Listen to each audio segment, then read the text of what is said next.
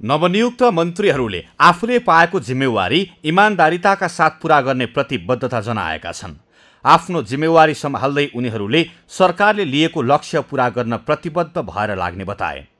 ऊर्जा, जलस्रोत तथा सिंचाई मन्त्री टोपबहादुर रायमाझीले देशको राजनैतिक प्रणालीलाई बचाउनका निम्ति आफू सरकारमा आउन परेको बताए।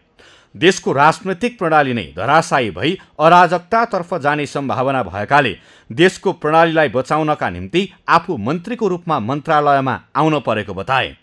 मन्त्री रायमाझीले राजनैतिक प्रणालीलाई निरन्तरता दिनका लागि र देशमा स्थिरताका लागि मध्यावधि निर्वाचनमा जानु अनिवार्य आवश्यकता रहेको बताए। यस्तै मन्त्री रायमाझीले कुनै पनि वैदेशिक लगानीलाई अस्वीकृत गर्न नहुने भन्दै एमसीसीलाई लागू गरेर अगाडि बढ्न पर्ने बताए। हामी मध्यावधि चुनावमा जाँदैछौँ। हामीले त्यो चुनाव पनि सम्पन्न गर्नुपर्नेछ। अब चुनावमा जानुको मतलब अब सरकारमा सडकमा लगेर लावारिस गराउने कुरा पनि भएन। सरकारलाई पनि सम्हाल्नु पर्यो। देशका चाहिँ विकास निर्माण र समृद्धिका कामलाई पनि अब भइरहेका कामलाई निरन्तरता दिने र नयाँ कामलाई पनि अगाडि बढाउने कुरालाई पनि हामीले गम्भीरतापूर्वक लिनुपर्छ। त्यसैले यो दुवै जिम्मेवारी हामीले सम्हाल्नुपर्छ र दुवै जिम्मेवारी को नेतृत्व गर्नुपर्छ भन्ने लाग्छ। मन्त्रालय बन्द गरेर चाहिँ अब चुनावतिर लाग्ने कुरा त भएन नि।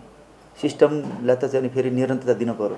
एकातिर सिस्टमलाई निरन्तरता दिने, अर्कोतिर फेरि राजनीतिक व्यवस्था र देशको राजनीतिक स्थिरताको लागि पनि फेरि हामीले निर्वाचन जानुपर्ने अनिवार्य आवश्यकता छ। निरन्तरतामा हो। अहिले अब काम चलाऊ भन्ने कि अब यो निरन्तरताको भन्ने यो विवाद गर्नुपर्ने कुनै आवश्यकता छैन। शहरी विकास मन्त्री प्रभु शाहले पनि सरकारको पहिलो प्राथमिकता प्रतिनिधि सभा निर्वाचन गर्नु रहेको बताए। शहरी विकास मन्त्रालयले निर्वाचन केन्द्रित काम गर्ने उनको भनाइ छ।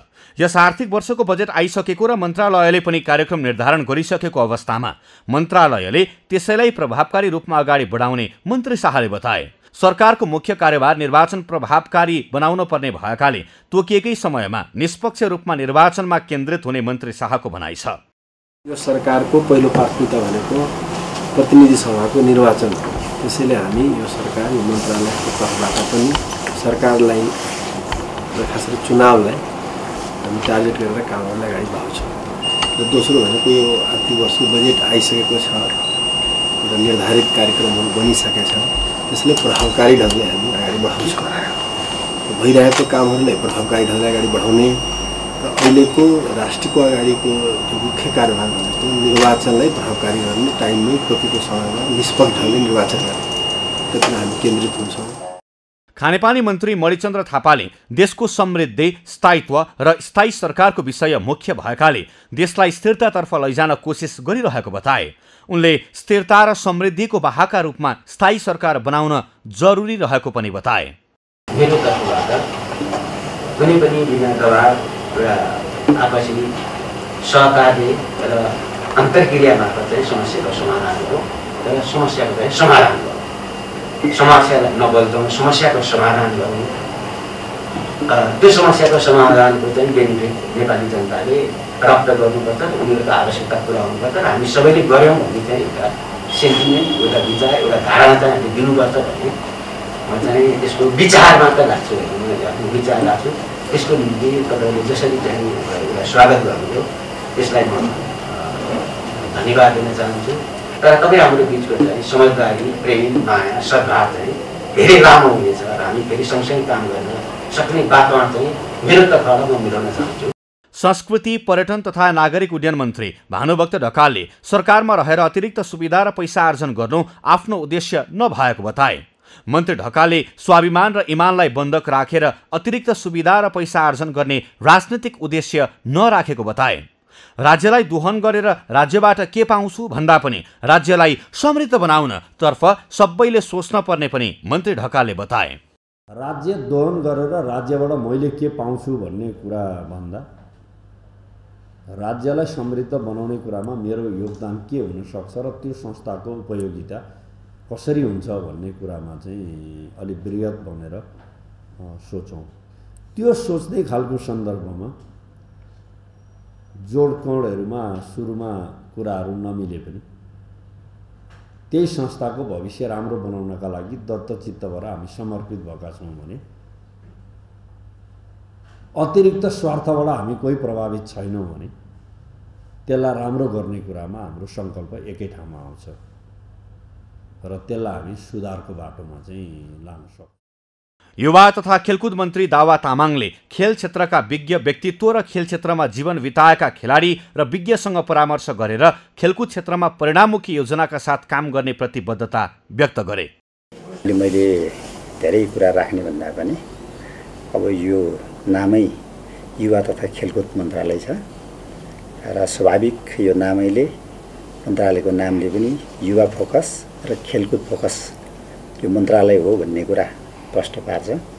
तसर्थ यो प्रारम्भिक अवस्थामा मैले धेरै कुरा राख्ने भन्दा पनि मन्त्रालय सचिवज्यू, सहसचिवज्यूहरू, उपसचिवज्यूहरू र सम्पूर्ण कर्मचारी साथीहरूसँग र यस क्षेत्रका विज्ञ व्यक्तित्वहरूसँग र यस क्षेत्रका चाहिँ लामो यो क्षेत्रमा जीवनयापन गर्नुभएका अथवा बिताउनुभएका सम्पूर्ण खेलाडी खेल क्षेत्रका व्यक्तित्वहरूसँग म परामर्श गरेर के गर्दाखेरि राम्रो भन्दा राम्रो चाहिँ खेलकुद क्षेत्रमा काम हुन सक्छ, परिणाम निक्लन सक्छ र यो मन्त्रालयबाट चाहिँ राम्रो काम भयो भन्ने एउटा सन्देश जान सक्छ। म अहिले धेरै कुरा राख्ने भन्दा पनि सचिवज्यू लगायत सम्पूर्ण कर्मचारी साथीहरूसँग छलफल गरेर परामर्श गरेर र यहाँका सम्पूर्ण अहिलेसम्मका चाहिँ अब पुराना नियमित कार्यक्रमहरू र अब बनाउनु पर्ने नयाँ कार्यक्रमको सन्दर्भहरूमा छलफल र परामर्श गरेर म अगाडि बढ्नेछु। स्वास्थ्य तथा जनसङ्ख्या मन्त्री हृदय त्रिपाठीले सबै नागरिकलाई निःशुल्क कोरोना भ्याक्सिन उपलब्ध गराउने प्रतिबद्धता व्यक्त गरे। यस्तै कुनै पनि स्वास्थ्य सामग्री खरिदमा आफ्नो कार्यकालमा अपारदर्शी काम हुन नदिने पनि मन्त्री त्रिपाठीले बताए। खरिद प्रक्रियामा आफूलाई प्रभावित पार्न खोजे हस्ताक्षर नै नगर्ने समेत उनको भनाइ छ। किन हामी यस्तो रहस्यमय भाइरसको चपेटामा छन् जसको कम्पोजिसनदेखि लिएर त्यसका नेचर पहिलाउन सकिएको छैन, संसारले पहिलाउन सकेका छैन। भ्याक्सिनकै कुरा गर्ने भने त्यो भ्याक्सिनले के पार्ने प्रभाव के हो, त्यसको साइड इफेक्ट के हो, त्यो हेर्ने त बाँकी नै छ। तर जनतालाई हामी निःशुल्क भ्याक्सिन उपलब्ध गराउने अठोटका साथ अगाडि बढ्छौँ, पारदर्शी ढङ्गले। कुनै पनि प्रोक्योरमेन्ट, कुनै पनि खरिद कम्तीमा मेरो कार्यकालमा अपारदर्शी ढङ्गले हुँदैन। चोट जसलाई जति लागोस्, समस्या जसलाई जति परोस्, प्रभावित जो जतिसुकै होस्, तर मेरो म ओम पनि लेख्दिनँ। ओम मेरो सिग्नेचर त परको कुरा हो। कृषि तथा पशुपन्छी विकास मन्त्री पद्मा कुमारी अर्यालले समृद्ध नेपाल निर्माणका लागि ऊर्जाशील जनशक्तिलाई कृषि क्षेत्रमा आकर्षित गर्न पर्ने बताए। कोभिडका कारण विदेशबाट फर्किएका ऊर्जाशील जनशक्तिलाई कृषि क्षेत्रमा आकर्षित गर्न विभिन्न कार्यक्रमहरू ल्याउन पर्ने दायित्व मन्त्रालयको भएको बताए। मन्त्री अर्यालले रासायनिक मलको विषयमा किसानहरूको मागलाई सम्बोधन गरी सधैँका लागि समस्या समाधान गरिने पनि बताए। त्यसका लागि 7वटै प्रदेशमा 25,000 मेट्रिक टन क्षमताको रासायनिक मल भण्डारको स्थापना गर्ने समेत मन्त्री अर्यालले बताइन्। आज कोभिडबाट जुन मुलुकमा समस्या सिर्जित भएको छ, बेरोजगारी समस्या, हाम्रो हिजोको ऊर्जाशील जनशक्ति विदेश प्लान भयो। त्यो ऊर्जाशील जनशक्ति आज कोभिडको कारणले स्वदेश फिर्ता भइरहँदा हामीले त्यसको उपयोग कसरी गर्न सक्छौँ? कृषि क्षेत्रमा त्यो युवा पङ्क्तिलाई हामीले कसरी आकर्षित गर्न सक्छौँ? यो हाम्रो निम्ति चुनौतीको विषय छ। हामीले यो कृषि क्षेत्रमा त्यो शक्तिलाई आकर्षित गर्ने प्रकृतिको कार्यक्रम ल्याएनौँ भने हामीले समृद्ध नेपाल निर्माण गर्न सक्दैनौँ।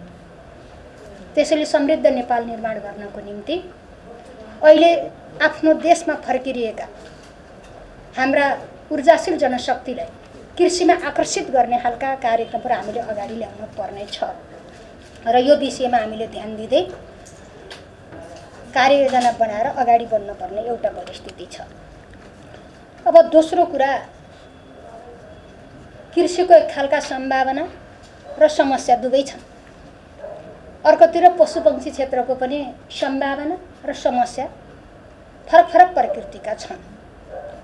यसलाई पनि हामीले यी छुट्टै छुट्टै अवसर र जुन समस्या छ त्यसको विश्लेषण गर्दै हामी कार्ययोजना बनाएर छलफल गरेर निकास दिने गरी अगाडि जानुपर्ने छ। यी विषयमा पनि हाम्रो ध्यान स्वभावैले जानेछ भन्ने लागेको छु। प्रधानमन्त्री केपी शर्मा ओलीले शुक्रबार मन्त्री परिषद पुनर्गठन गर्नुभएको थियो। केही नयाँ मन्त्री नियुक्त भएका छन् भने केहीलाई मन्त्रालय हेरफेर गरिएको छ।